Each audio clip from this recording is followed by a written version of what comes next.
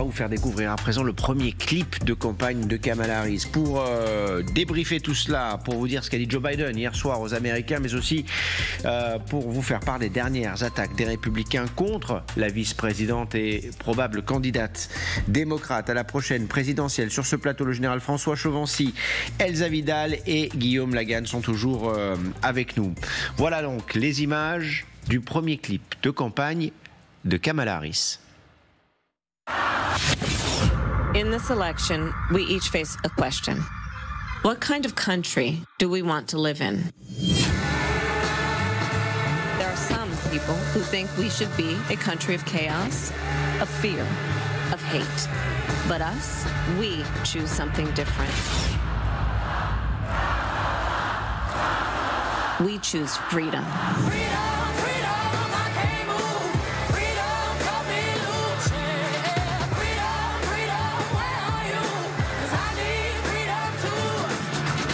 Freedom not just to get by, but get ahead. The freedom to be safe from gun violence. The freedom to make decisions about your own body. We choose a future where no child lives in poverty, where we can all afford health care, where no one is above the law. We believe in the promise of America, and we're ready to fight for it. Because when we fight, we win. Voilà pour les images de ce premier clip de campagne. Elles viennent de nous parvenir. Alors il y a à la fois le projet de Kamala Harris, ce qu'elle va proposer aux Américains, ce pourquoi elle va se battre. La liberté, dit-elle. La liberté, c'est un mot qui résonne tout particulièrement aux États-Unis.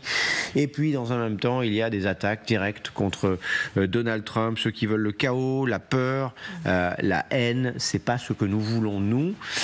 Première réaction à chaud, Elsa Vidal, on les découvre ensemble, ces images. Oui, on les découvre ensemble. Moi, je trouve intéressant qu'elle incarne la liberté aussi en tant que femme, puisque un des enjeux de ce vote, ça va être le vote des femmes, et notamment la question de l'avortement, sur laquelle Donald Trump avait commencé à reculer un peu, puisqu'il perdait des voix. Et donc, il y a certains segments des électeurs américains qui vont faire l'objet de toutes les attentions.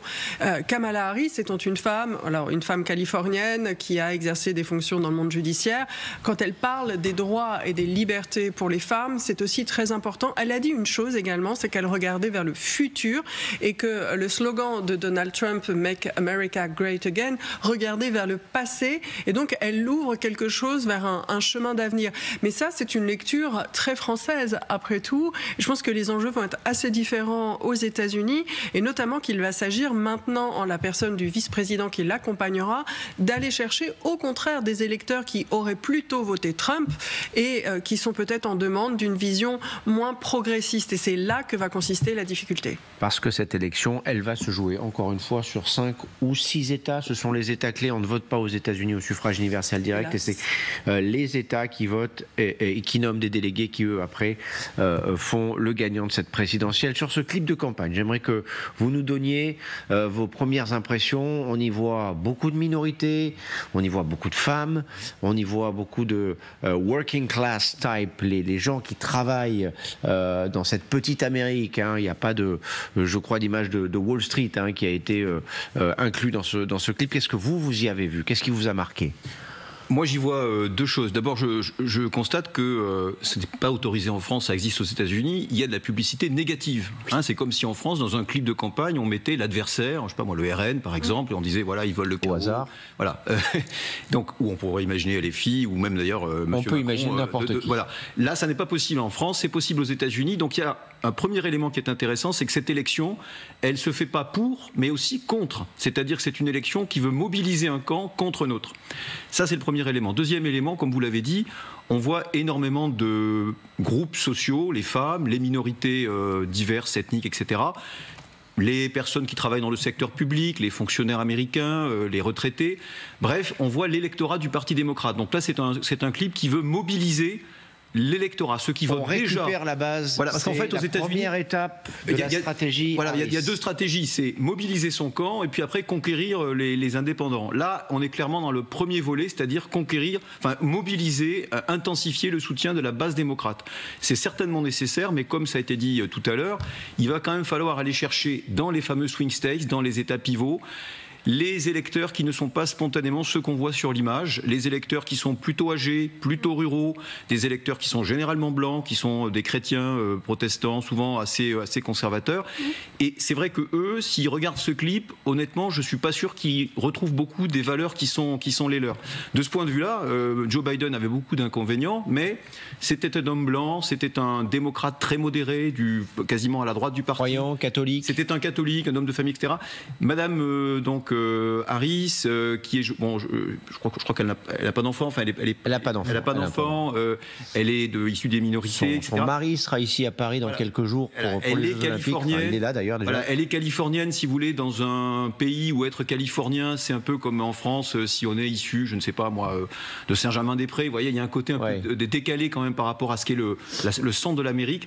Donc c'est un clip qui va faire plaisir à ses soutiens, mais qui n'est pas nécessairement un clip qui va beaucoup plaire aux électeurs indépendants qu'il va falloir séduire dans le Midwest. C'est le premier clip, et on a beaucoup dit ces dernières semaines, ces derniers mois, que Joe Biden avait perdu une partie de l'électorat démocrate, les jeunes à gauche à cause du conflit entre Israël et Gaza, les Noirs et notamment les hommes noirs qui s'étaient détournés du vote, une partie des latinos. Voilà, donc tout ça, il faut d'abord récupérer ces électeurs-là. Général, qu'est-ce que vous voyez dans ce clip ? C'est un clip de combat, donc d'abord resserrer les rangs. Ensuite, ouvrir le feu sur l'ennemi. En gros, c'est Trump. J'ai bien fait de dire général parce qu'on comprend beaucoup de choses. D'un seul coup, c'est clair, il n'y a aucun problème. Et puis, en fait, c'est par ce clip rendre l'espoir aux démocrates en disant la victoire est possible. Parce que je suis là et on a tout changé parce que je suis là. Voilà. Une fois qu'on a tout ça, et par bien sûr les appels à toutes les minorités qu'on voit d'ailleurs, c'est très clair. Bon, effectivement, je ne crois pas que c'est destiné aux républicains. C'est vraiment aux démocrates. C'est ce que je me répète, c'est resserrer les rangs et on y va. Voilà pour les premières images de ce clip. Ce qu'on peut peut-être rajouter, on va voir, c'est que je trouve que dans le clip, on ne l'entend pas beaucoup elle. On voit beaucoup d'une voix off qui nous parle, on voit des militants, on voit des images. Est-ce que c'est sa voix d'ailleurs ? J'ai pas fait attention si c'est sa voix ou pas. C'est sa voix, c'est sa voix, c'est sa voix. Mais elle a quand même, je trouve, par rapport à Trump, un petit déficit de charisme qui va être facile, à voir. Mais c'est d'ailleurs une chose qu'on l'a beaucoup reproché lors de ces derniers. On peut penser ce qu'on veut de Donald Trump, c'est une bête de scène. Voilà. On l'a vu encore, y compris dans cette terrible tentative d'assassinat, la façon dont il se relève et la façon dont il gère tout ça, on l'a dit sur ce plateau ici même, c'est incroyable. On peut penser de ce qu'on veut de sa politique et de ses idées. Il n'en reste pas moins que sur une scène, il sait faire. J'aimerais qu'on parle à présent de Joe Biden. Joe Biden qui a pris la parole à la télévision, alors c'était hier soir aux États-Unis, dans la nuit en France, pour expliquer son choix, expliquer pourquoi il avait décidé de renoncer. Écoutez le président des États-Unis, on en parle juste après.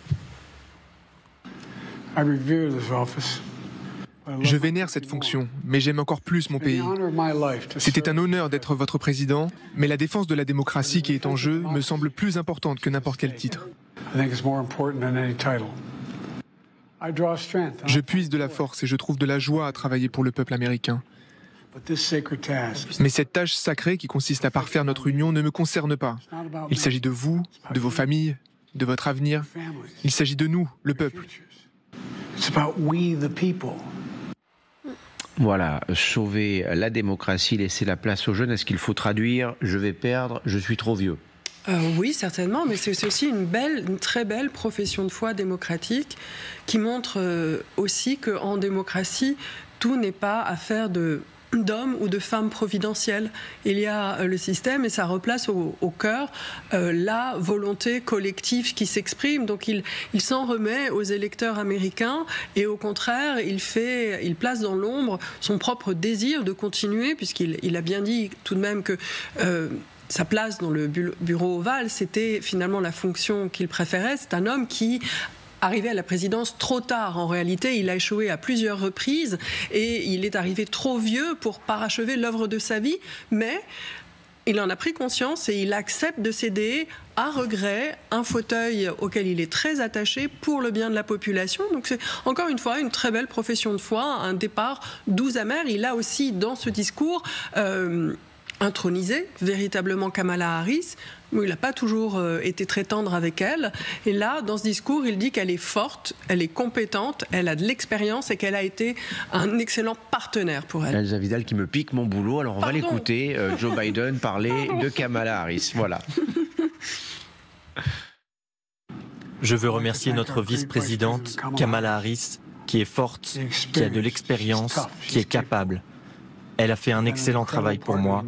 Elle sera une excellente dirigeante pour notre pays. Maintenant, c'est à vous, peuple américain, de décider.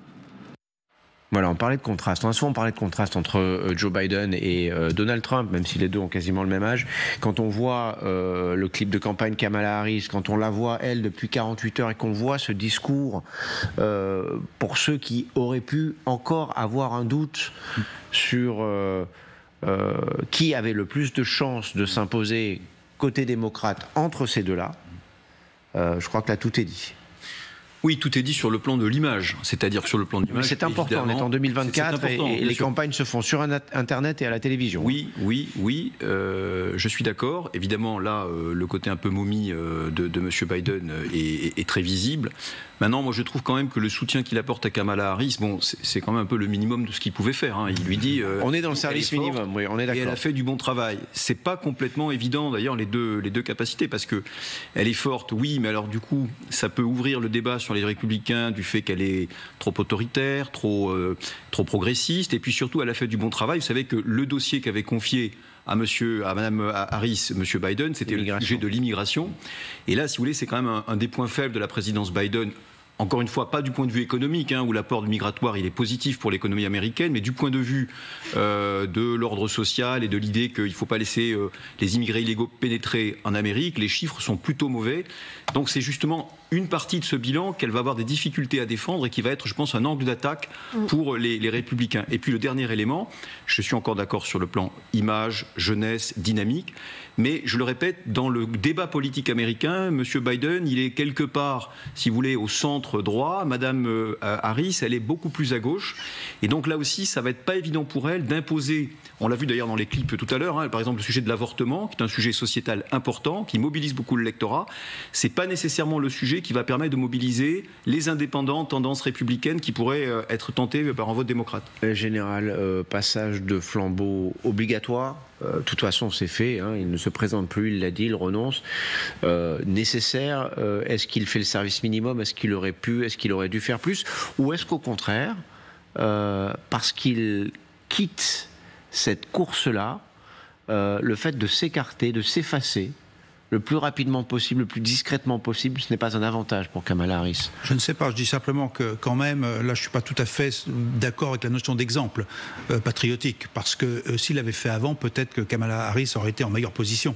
Et il ne l'a pas fait. C'est-à-dire que jusqu'au bout, il a voulu rester aux affaires. Il a été poussé dehors, soyons clairs. Il a été poussé dehors, il faut plusieurs semaines, les donateurs, les soutiens, tout le monde était en train de se désengager pour lui dire gentiment Joe, va falloir y aller maintenant. Oui, il ne voulait pas partir. Même Georges Clooney, alors c'est dit. Voilà.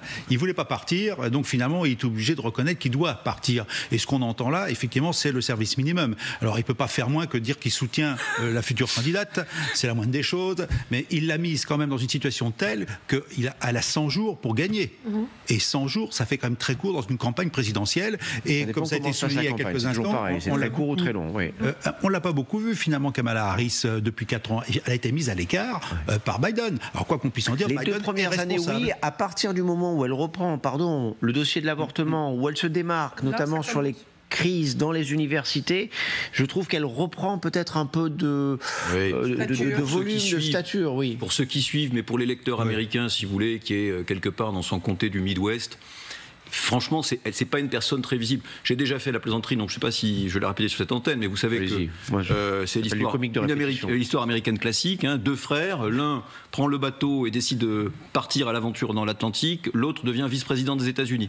Eh bien, on n'a jamais plus entendu parler d'aucun des deux. Parce que ça fait partie de la fonction. C'est vraiment vous disparaissez après la campagne derrière l'ombre du président.